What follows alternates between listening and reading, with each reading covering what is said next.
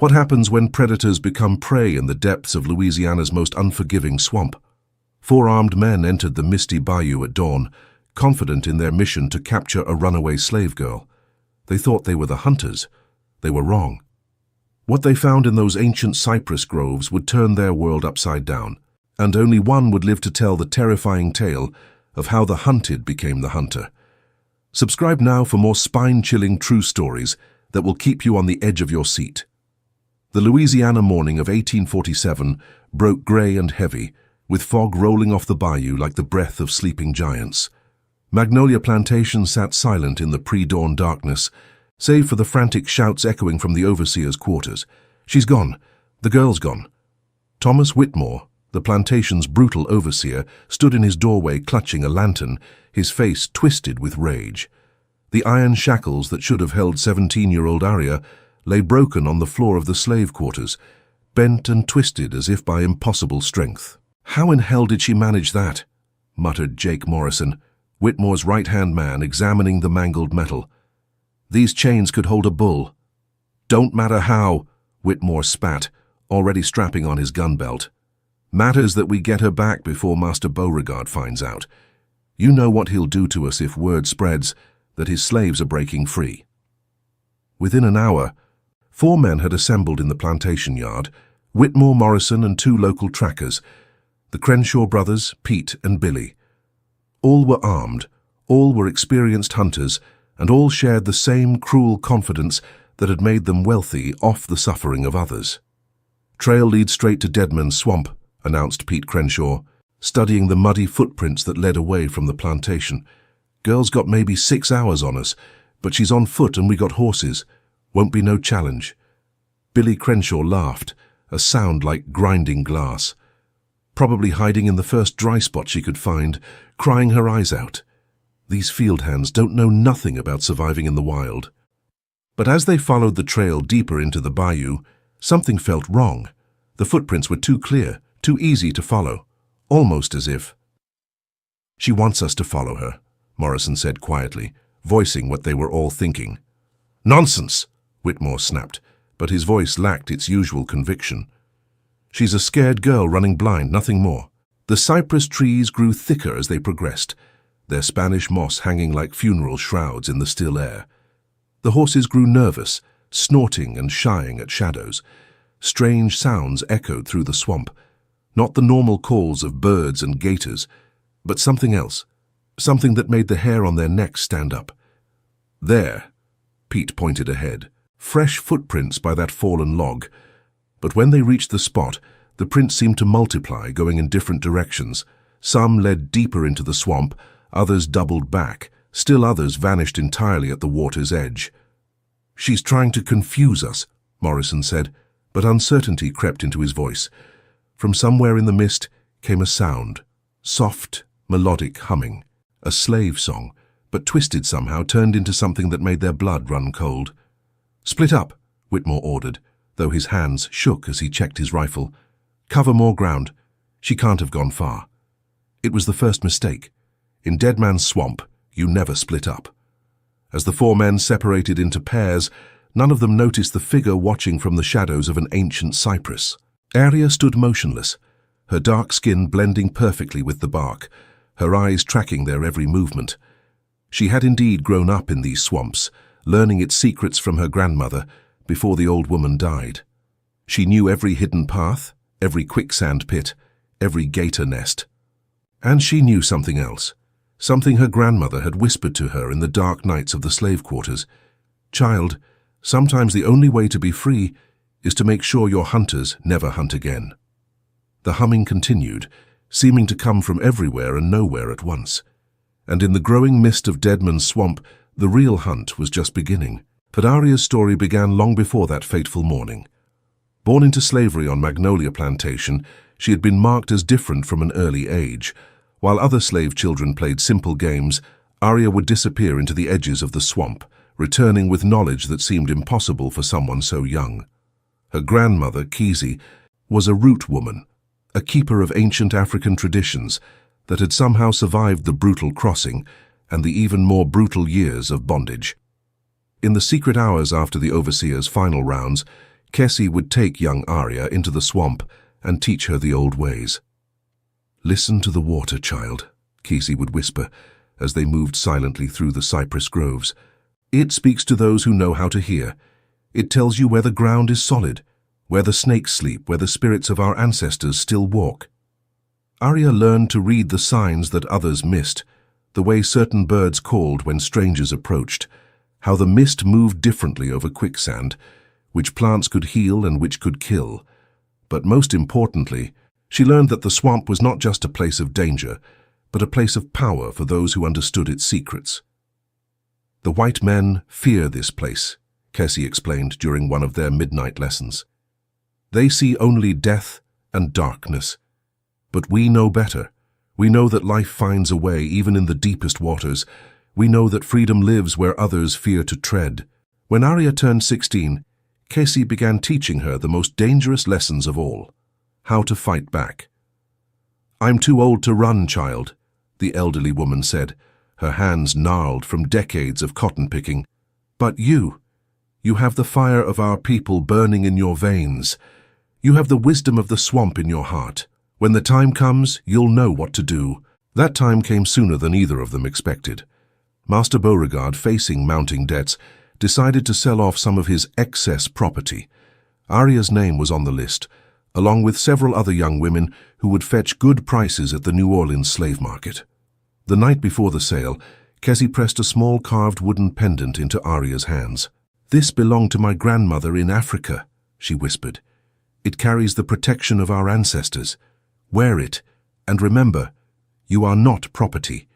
You are a daughter of kings and queens, of warriors and healers. Never let them make you forget who you are." But Arya never made it to the auction block. That night, as Whitmore came to shackle her for transport, she was ready. Using techniques her grandmother had taught her, pressure points that could paralyze, ways to dislocate joints to slip free of bonds, she broke free from her chains and disappeared into the darkness. Whitmore found her gone the next morning, along with the twisted remains of what he had thought were unbreakable shackles. In his rage, he never noticed the small wooden pendant lying forgotten in the corner, or the way the other slaves looked at the empty space where Arya had been. Not with despair, but with something that looked dangerously like hope.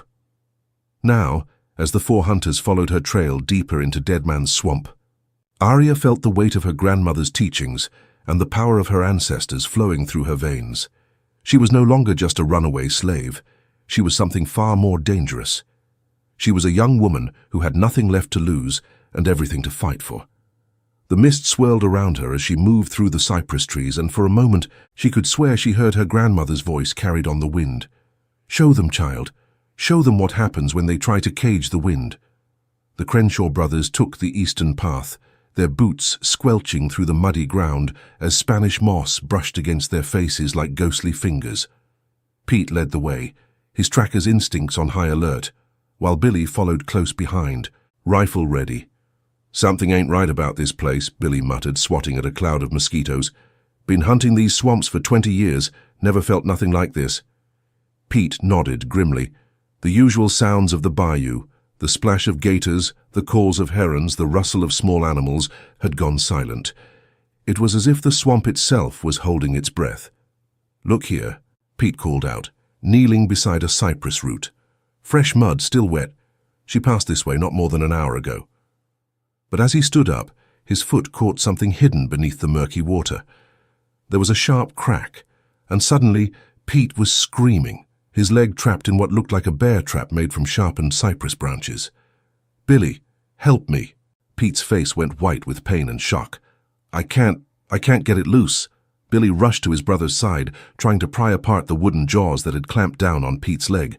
But the trap was ingeniously designed, tightening with every movement. "Who the hell makes traps like this?" Billy gasped, his hands slick with his brother's blood. From the mist came that humming again, closer now. And then a voice, soft and melodic, speaking words that chilled them to the bone. "My grandmother taught me many things, how to read the signs in the water, how to move silent as a shadow, and how to make the swamp itself fight back against those who would do harm." "Show yourself," Billy screamed into the fog, raising his rifle. "Come out and face us like a man." Laughter echoed through the trees, not the laughter of a frightened girl, but something older, wiser, and infinitely more dangerous. "I am not a man," came the voice. "I am something you never bothered to see. I am the child who watched you burn down slave cabins for sport. I am the girl who saw you whip my friends until they couldn't stand. I am the daughter of this swamp, and today, the swamp remembers." Pete's screams grew weaker as blood loss took its toll. Billy fired wildly into the mist, but his shots found only empty air and cypress bark. "Please," Pete whispered. "Please, I got a family." "So did the people you killed," came the reply, and then silence. The trap that held Pete was a masterwork of natural engineering. Arya had learned from her grandmother how the old hunters of Africa had crafted snares from living wood, bending and shaping branches over months until they formed deadly springs. This particular trap had taken her 3 months to prepare, carefully selecting the right cypress saplings, training them to grow in the precise configuration needed. But it wasn't just the physical trap that made it so effective. It was the psychological warfare that accompanied it. As Billy struggled to free his brother, Arya moved through the mist around them like a ghost, her voice seeming to come from everywhere at once. "Do you remember Sarah?" Her voice drifted through the fog. "The young mother you sold away from her baby last spring. She cried for 3 days straight before you had her whipped for disturbing the peace." Billy's hands shook as he worked frantically at the trap. "Shut up, shut up." "Or what about old Moses?" Arya continued, her voice now coming from a different direction. 70 years old, and you worked him in the fields until he collapsed. When he couldn't get up, you left him there to die in the sun." "We was just doing our job," Billy screamed. "Your job." Arya's voice was now directly behind him, so close he could feel her breath on his neck. "Your job was to break human beings, to turn people into property, to steal children from their mothers and mothers from their children." Billy spun around, rifle raised, but found only empty mist. When he turned back to his brother, Pete had gone silent, his eyes staring sightlessly at the grey sky above. "No," Billy whispered. "No, no, no." "Yes," came Arya's voice, soft and final. "Justice has a long memory, Mr. Crenshaw, and today it remembers." Billy tried to lift his brother's body, but Pete was too heavy and the trap still held his leg fast. Panic overtook him as he realized he would have to leave his brother behind or risk being trapped himself. "I'll come back for you," he promised Pete's lifeless form. "I swear I'll come back." But as he stumbled away through the mist, Billy Crenshaw knew in his heart that he would never see his brother again. The swamp had claimed Pete, and something told him it wasn't finished claiming lives. Meanwhile, Whitmore and Morrison had taken the western route, following what appeared to be clearer footprints along a raised path through the swamp. But as they walked, Morrison began to notice something disturbing. "Tom," he said quietly, "look at these prints." Whitmore glanced down and felt his stomach drop. The footprints they'd been following were their own. They'd been walking in a circle for the past hour. "That's impossible," Whitmore snarled. "I marked that tree when we passed it. This is a different path." But there was the mark, carved fresh into the bark. And there were their own boot prints leading them in an endless loop. "She's playing with us," Morrison said, his voice tight with fear. "Somehow she's making us walk in circles." The truth was both simpler and more complex than they realized. Arya hadn't used any supernatural power to confuse them. She had simply used her intimate knowledge of the swamp's geography. The bayou was full of natural optical illusions, places where the mist and the uniform appearance of the cypress trees could disorient even experienced woodsmen. But Arya had done more than just rely on natural confusion. Over the past several hours, she had been subtly altering the landscape around them. A fallen log moved here, a branch broken there, footprints carefully placed to lead them astray. It was a technique her grandmother had taught her, learned from ancestors who had used similar methods to confuse slave catchers in the old country. "The white man sees only what he expects to see," Kesey had explained. "He looks for the obvious path, the clear trail. But we know that the true path is often hidden, that sometimes you must go backward to go forward, that the longest way around is sometimes the shortest way home." As Whitmore and Morrison continued their futile circle, Arya watched from the shadows, her heart heavy with the weight of what she was doing. She took no pleasure in their fear, no joy in their confusion. But she remembered her grandmother's words. Sometimes, child, the only way to stop a monster is to become something they fear even more. A splash echoed through the swamp, followed by Billy Crenshaw's voice, high and panicked. "Help! Somebody help us! Pete's dying!" Whitmore and Morrison crashed through the underbrush toward the sound, but when they reached the spot where the voice had come from, they found only empty water and silence. "Billy," Morrison called out. "Where are you?" No answer came, but from somewhere in the mist they heard that haunting humming again, and both men realized with growing horror that they were now alone in a swamp that seemed to be actively working against them. The girl they'd come to hunt had become something else entirely, a force of nature, a spirit of vengeance, a predator who knew these waters better than they knew their own names. And somewhere in the growing darkness, Arya watched and waited, her grandmother's lessons echoing in her mind. The swamp protects its own child, and sometimes the only way to stop a monster is to become something they fear even more. But Arya was not just relying on fear and confusion. She had spent months preparing for this day, setting traps throughout the swamp, creating a network of hidden paths and safe houses that only she knew. Every fallen log, every seemingly impassable thicket, every patch of quicksand had been mapped and memorized. She moved through her domain like a queen in her castle, using secret passages and hidden routes that her grandmother had shown her.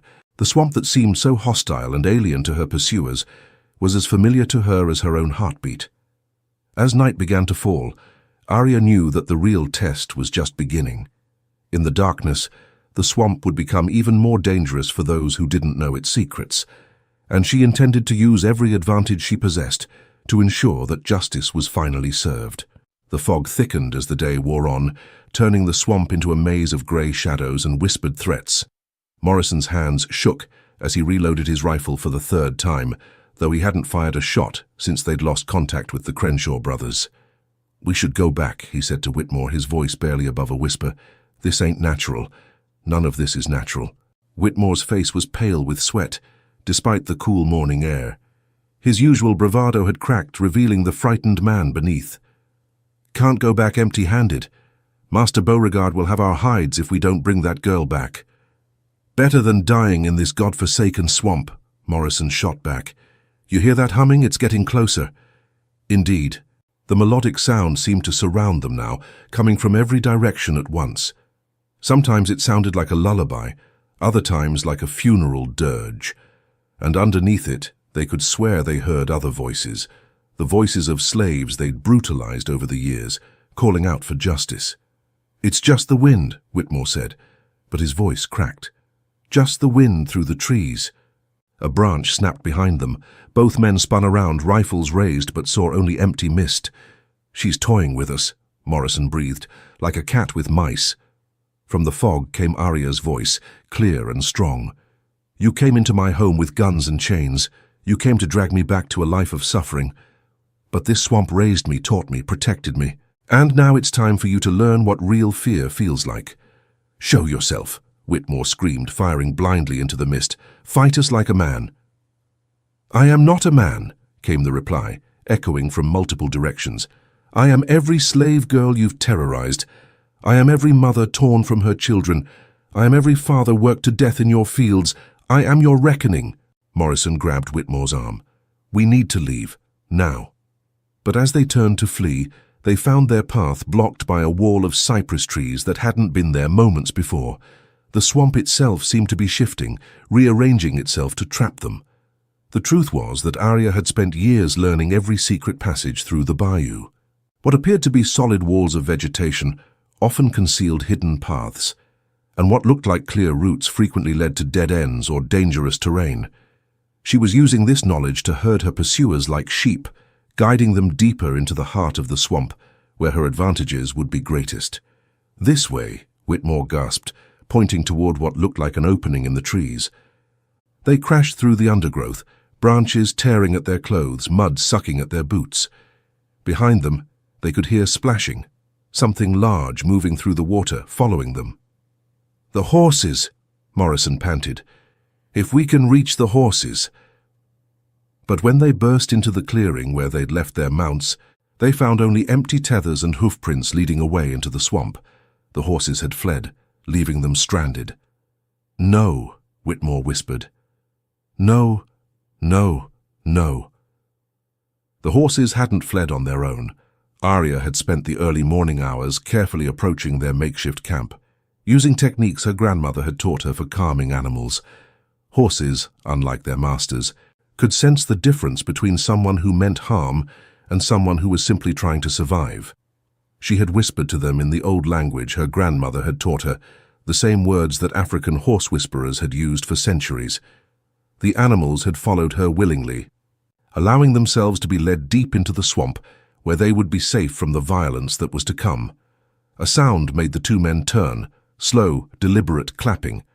Arya stepped out of the mist, no longer the frightened runaway slave they'd expected to find. Her clothes were torn, but her eyes were bright with intelligence and purpose. In her hands, she held a staff carved from cypress wood, decorated with symbols that seemed to shift and move in the dim light. "You look surprised," she said calmly. "Did you think I was just some field hand who got lucky? My grandmother was a root woman, a keeper of the old ways. She taught me the secrets of this swamp before you worked her to death last winter." Morrison raised his rifle, but his hands were shaking so badly he could barely aim. "Stay back. I'll shoot." "You can try," Arya said with a sad smile, "but the swamp has already decided your fate." The staff in her hands was more than just a walking stick. It was a tool of power, carved according to ancient traditions and blessed with symbols that connected her to the spirits of her ancestors. Each marking told a story of resistance, of survival, of the unbreakable will of a people who had endured the unendurable. Her grandmother had begun carving it the day Arya was born, adding new symbols as the girl grew and learned. The final symbol, a representation of justice balanced on the scales of nature, had been added just days before Casey's death.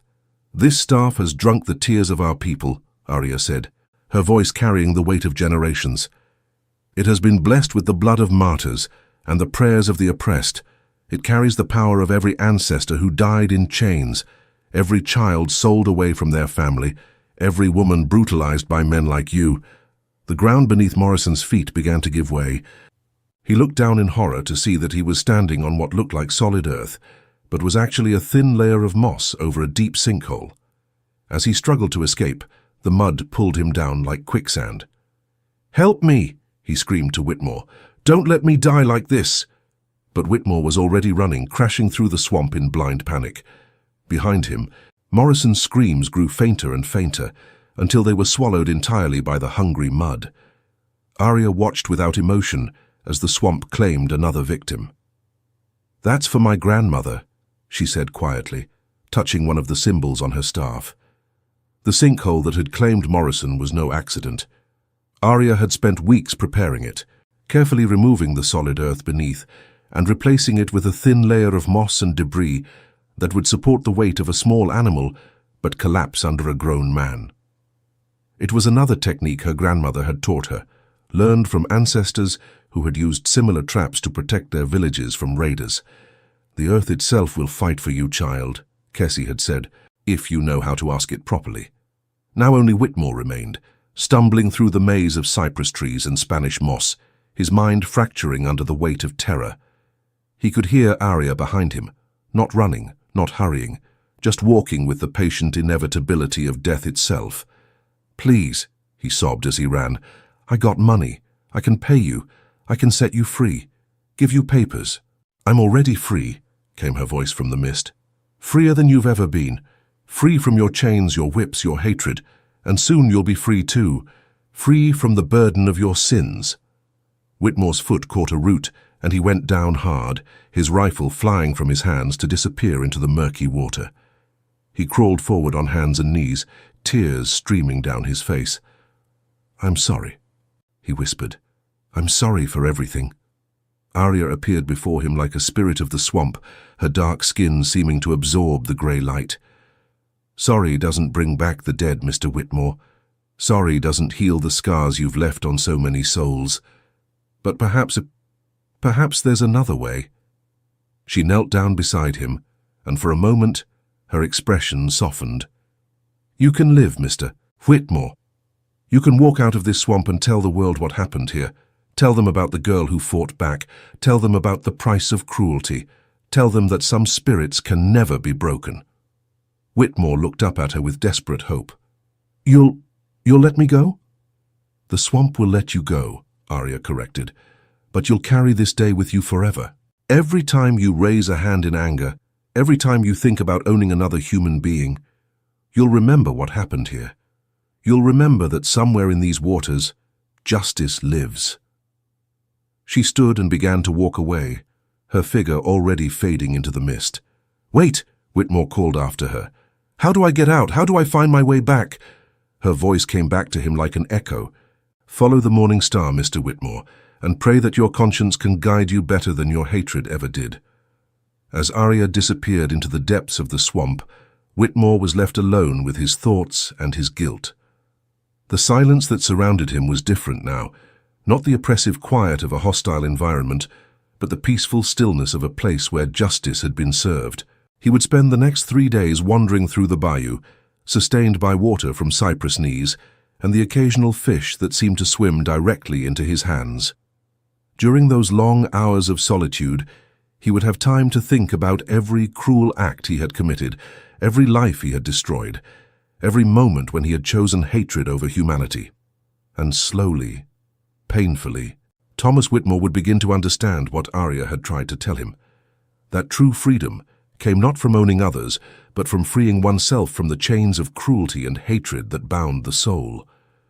3 days passed in the labyrinth of Deadman's Swamp, and during that time Thomas Whitmore experienced a transformation that would have seemed impossible just a week before. The man who had entered the bayou as a brutal overseer was slowly being stripped of everything that had defined him: his weapons, his authority, his certainty, and finally, his hatred. On the first night, when Whitmore tried to make a fire, the wet wood refused to ignite. He spent hours shivering in the cold, listening to the night sounds of the bayou, the distant roar of alligators, the rustle of snakes in the trees, the splash of unseen creatures in the water. Every sound made him jump, every shadow seemed to hide a threat. "Please," he whispered to the darkness, "I've learned my lesson. Let me go home." But the only answer was the distant humming of Arya, a melody that seemed to come from the very trees themselves. On the second night, hunger began to gnaw at his stomach. Whitmore tried to eat some berries he found, but they were bitter and made him violently sick. He attempted to catch fish with his bare hands, but they slipped through his fingers like silver ghosts. It was then that Arya appeared for the first time since their initial encounter. She emerged from the mist like a vision, carrying a small grilled fish and some edible roots. "You're hungry," she said simply, placing the food before him. Whitmore looked at her with suspicion mixed with desperate gratitude. "Why are you helping me?" "Because I want you to live," Arya replied. "I want you to carry this story.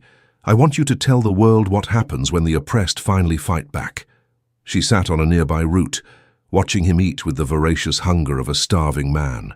"Do you know how many times I went hungry, Mr. Whitmore? How many nights I went to sleep with an empty stomach because you decided that slaves didn't deserve a full meal?" Whitmore swallowed with difficulty. I was just following orders." "Orders?" Arya repeated, her voice heavy with contempt. "How many atrocities have been committed under that excuse? How many consciences have been silenced by those 2 simple words?" She stood and began to pace around him, like a predator circling its prey. "Let me tell you about my grandmother, Mr. Whitmore. Her name was Kessie, which means born in troubled times in her native tongue. She was torn from her family in Africa when she was just 15 years old, sold like cattle, branded like property." Arya's eyes gleamed in the firelight. "But she never lost her dignity. She kept alive the traditions of her people, taught me about the plants that heal and the ones that kill, about how to read the signs in nature, about how to survive when the whole world is against you. She died last winter," Arya continued, her voice growing harder. "Worked to death at 62 years old, her fingers bloody from picking cotton until the last day of her life. And do you know what her last word was, Mr. Whitmore?" Whitmore shook his head, tears beginning to form in his eyes. "Freedom," Arya whispered. She died whispering the word, freedom. The third night was the worst. Whitmore had developed a fever, his body shaking uncontrollably as hallucinations danced before his eyes. He saw the faces of all the slaves he had mistreated over the years, men, women, and children who had suffered under his whip, who had begged for mercy he had never granted. "I'm sorry," he delirious. "I'm sorry, I'm sorry, I'm sorry." Arya appeared beside him, placing a cool cloth on his forehead. "Being sorry is just the beginning, Mr. Whitmore. True redemption comes through action." She gave him a drink made from herbs that her grandmother had taught her to prepare. Slowly the fever subsided, and his mind cleared. "Why are you doing this?" he asked weakly. "Why not just let me die?" "Because your death would be too easy," Arya answered. "Too clean. I want you to live with the weight of what you've done. I want you to spend the rest of your life trying to make amends for the evil you've caused." She sat beside him, looking up at the stars through the canopy of trees.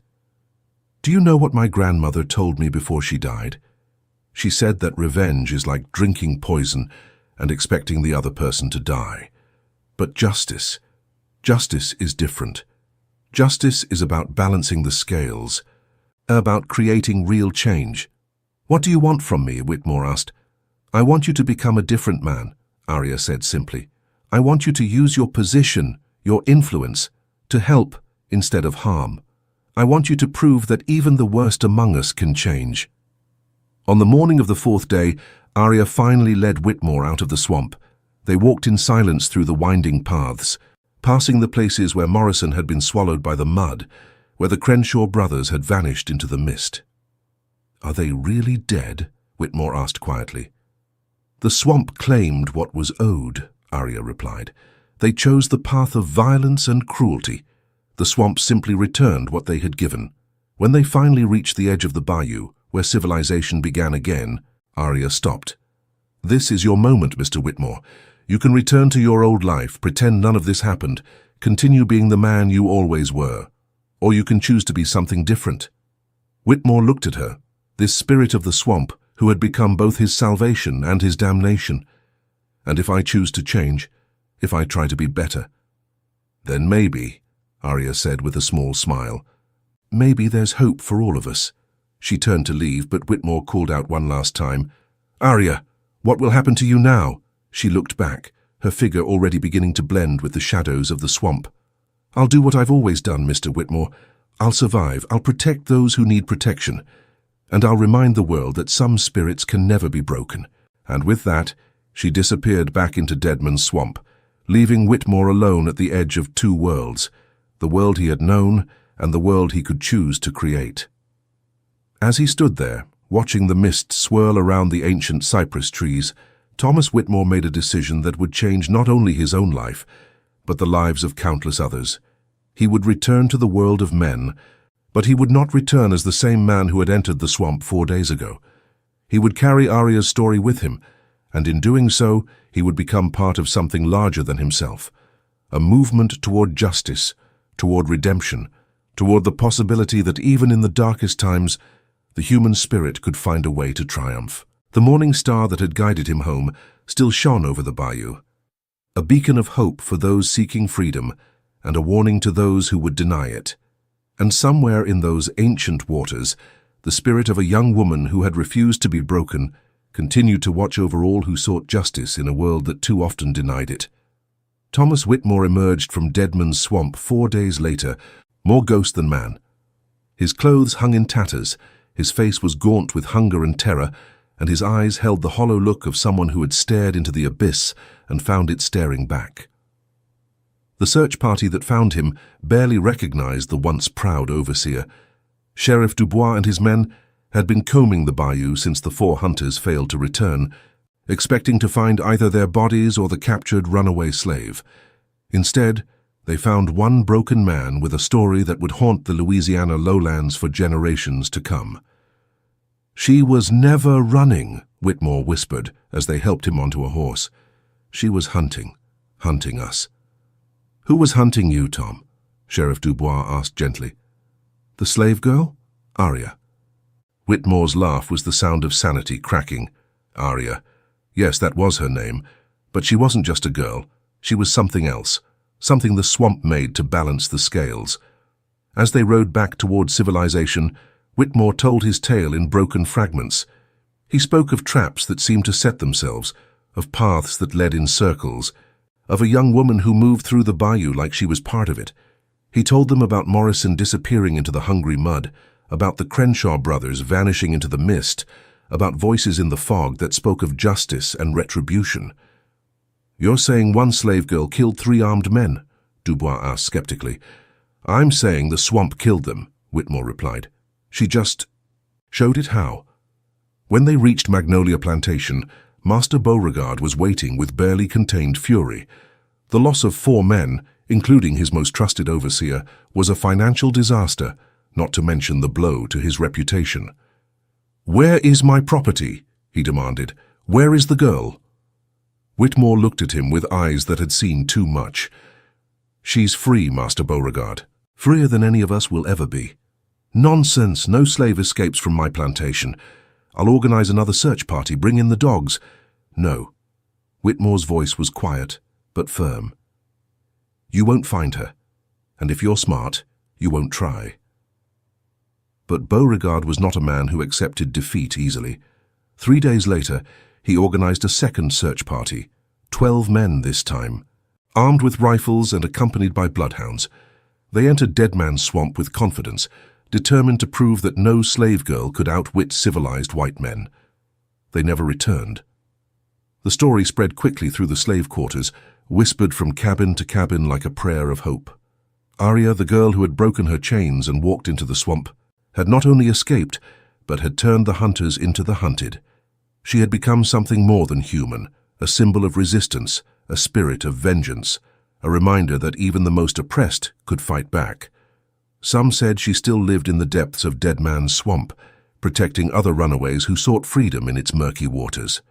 Others claimed she had become one with the bayou itself, her guardian spirit who watched over the enslaved and punished their oppressors. Thomas Whitmore never worked as an overseer again. The experience had broken something fundamental in him, and he spent his remaining years as a changed man. He freed the few slaves he personally owned, spoke out against the brutalities of plantation life, and often stared into the distance as if listening for something only he could hear. On quiet nights, when the fog rolled in from the bayou, he would sometimes catch the sound of humming carried on the wind, that same melodic tune that had haunted him in the swamp. And he would remember Aria's words, that some spirits could never be broken, and that justice, like the swamp itself, had a long memory. But Aria's story was far from over. As the months passed, more and more slaves began to disappear from plantations around Dead Man's Swamp. They simply vanished into the night, leaving behind only broken chains and footprints that led to the bayou. The plantation owners were furious.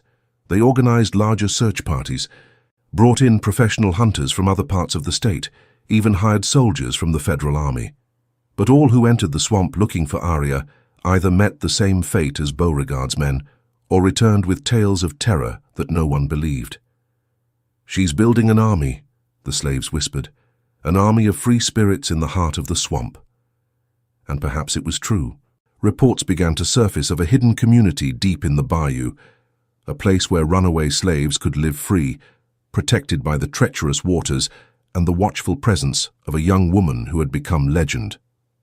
The community that Aria established was unlike anything that had existed before in the American South. Built on a series of interconnected islands deep in the heart of Dead Man's Swamp, it was accessible only to those who knew the secret paths through the treacherous waters.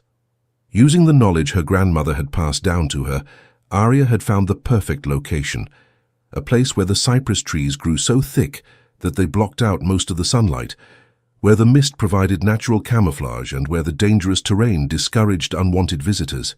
The first refugees to join her were other slaves from Magnolia Plantation who had heard the stories of her escape.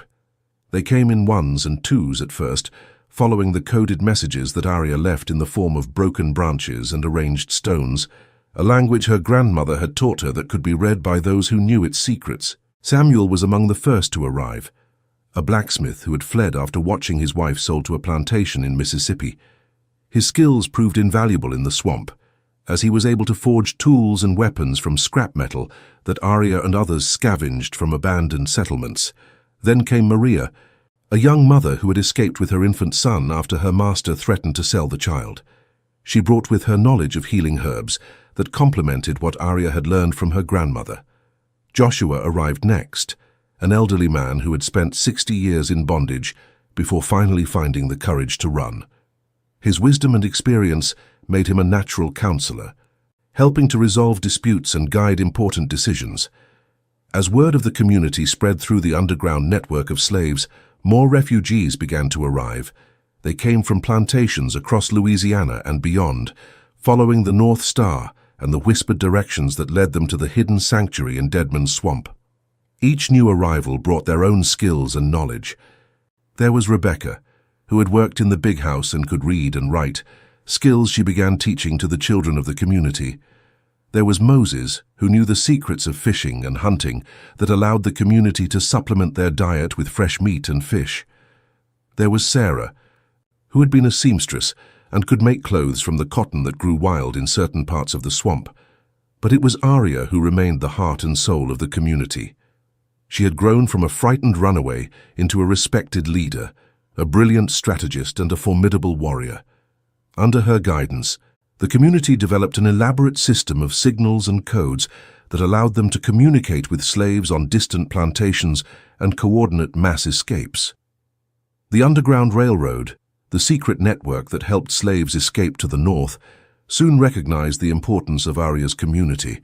Conductors like Harriet Tubman began using Deadman's Swamp as a safe station, a place where fugitives could rest and recover before continuing their journey to freedom. "I've never seen anything like it," Tubman said during one of her visits. "You've created something truly special here, a truly free land in the midst of slave territory." Arya smiled, but her eyes maintained the constant vigilance of someone who knew that freedom was something that had to be defended every day. "My grandmother used to say that freedom isn't something you win once and keep forever. It's something you must conquer anew with each dawn." And indeed, the challenges were constant. The plantation owners, furious at the continued loss of their property, pressured the federal government to take action. Troops were sent to the region, but they discovered that fighting guerrillas in a swamp was very different from conventional battles. The soldiers got lost in the maze of water and mist, their heavy weapons becoming more of a burden than an advantage in the treacherous terrain. Many simply deserted, some even joining Arya's community after witnessing the humanity of those they had been sent to capture. But perhaps Arya's most significant victory was not military, but moral. The stories of her community spread far beyond Louisiana, inspiring abolitionist movements across the country. Northern newspapers published accounts of the Free Republic of the Swamp, and her story became a rallying cry for those fighting against the institution of slavery. "She has shown us what is possible," wrote one abolitionist newspaper. In the heart of the deepest South, surrounded by those who would enslave her, one young woman has created a beacon of freedom that shines like a star in the darkness. The impact of Arya's story reached even the halls of Congress, where abolitionists used her example to argue against the expansion of slavery into new territories. "How can we call ourselves a free nation," asked one senator, "when there are those among us who have had to create their own freedom in the depths of a swamp?" But for all the attention her story received in the outside world, Arya remained focused on the day-to-day reality of protecting and nurturing her community. She knew that their freedom was precarious, that it depended on their ability to remain hidden and to defend themselves against those who would destroy what they had built. As the years passed, the community in Deadman's Swamp grew and evolved. Children were born free in its hidden villages, growing up with the knowledge that they were not property, but human beings with inherent dignity and worth. Schools were established where former slaves learned to read and write, preparing themselves for the day when they might venture into the wider world. The community developed its own economy, based on fishing, hunting, and small-scale agriculture. They traded with sympathetic merchants who brought supplies in exchange for crafted goods and information about the Underground Railroad. They even established their own system of governance, with elected councils that made decisions about everything from resource allocation to defense strategies. But through it all, Arya remained the spiritual center of the community. She was no longer just a runaway slave or even a military leader. She had become something approaching a prophet, a living symbol of the possibility of freedom and the power of resistance. "She has shown us that we are not victims," said one former slave who had found refuge in the swamp. "She has shown us that we are warriors, that we are survivors, that we are free." By 1850, 3 years after Arya's dramatic escape, the hidden community in Deadman's Swamp had become the most important station on the Underground Railroad south of the Mason-Dixon line. What had begun as a single young woman's desperate flight to freedom had evolved into a sophisticated network that was helping hundreds of slaves escape bondage. The community now numbered over 300 souls, spread across a dozen interconnected islands deep in the heart of the bayou. Each island served a specific purpose. Some were residential areas where families lived in houses built from cypress wood and Spanish moss. Others were workshops where tools and weapons were forged, and still others served as training grounds, where new arrivals learned the skills they would need to survive in their new life of freedom. Arya had established a complex system of communication that allowed the community to stay in contact with slaves on plantations throughout Louisiana and the surrounding states. Using a combination of coded songs, arranged objects, and secret symbols carved into trees, they could coordinate escapes and provide guidance to those seeking freedom. The songs were particularly effective. Building on the tradition of slave spirituals that had always carried hidden meanings, Arya and her followers developed an elaborate musical code that could convey detailed information about escape routes, safe houses, and potential dangers. A seemingly innocent work song hummed in the cotton fields could actually be a detailed set of instructions for a planned escape. "Follow the Drinking Gourd" was one such song, referring to the Big Dipper constellation that pointed toward the North Star. But Arya's people had dozens of others, each one carefully crafted to sound like a traditional spiritual, while actually containing vital information for those who knew how to listen. The physical markers were equally sophisticated. A certain arrangement of stones near a river crossing might indicate a safe place to rest. 3 scratches on a tree trunk could mean that danger was near. A piece of cloth tied to a branch in a specific way might point toward the next safe house on the route to freedom. But perhaps the most remarkable aspect of Arya's network was its human element. She had managed to recruit sympathizers and allies throughout the region. Some were free blacks who risked their own safety to help others. Some were white abolitionists who believed that slavery was a moral abomination. And some were even slaves who remained on plantations but served as informants and guides for those seeking to escape. One of her most valuable allies was a white woman named Catherine Beaumont, the wife of a plantation owner who had become secretly sympathetic to the abolitionist cause after witnessing the brutal treatment of slaves on her husband's property. Catherine used her position in society to gather intelligence about planned slave hunts and to provide supplies to the Underground Railroad. "I cannot stand by and watch this evil continue," Catherine told Arya during one of their secret meetings. "If I can help even one person escape this hell, then I will have done something worthwhile with my life." Another key ally was a free black man named Jeremiah Washington, who worked as a ferryman on the Mississippi River. His position allowed him to transport escaped slaves across the water without arousing suspicion, and his knowledge of river routes proved invaluable in helping fugitives avoid capture. "Every person I help cross this river is a victory against the system that would keep us all in chains," Jeremiah said. "Miss Arya has shown us that freedom is possible, and I'll do whatever I can to help others find it." The network also included several white abolitionists who had moved to Louisiana specifically to help with the Underground Railroad. These brave men and women risked imprisonment, violence, and even death to provide safe houses, supplies, and transportation for escaped slaves. One such person was Dr. Elizabeth Harper, a physician from Boston who had established a medical practice in New Orleans as a cover for her Underground Railroad activities. She provided medical care for escaped slaves and used her connections in the medical community to gather information about planned slave hunts. "The Hippocratic Oath requires me to do no harm," Dr. Harper explained. How can I honor that oath while standing by and watching human beings treated like animals? Arya has shown us what courage looks like, and I'm honored to be part of her network. The success of Arya's network did not go unnoticed by the authorities.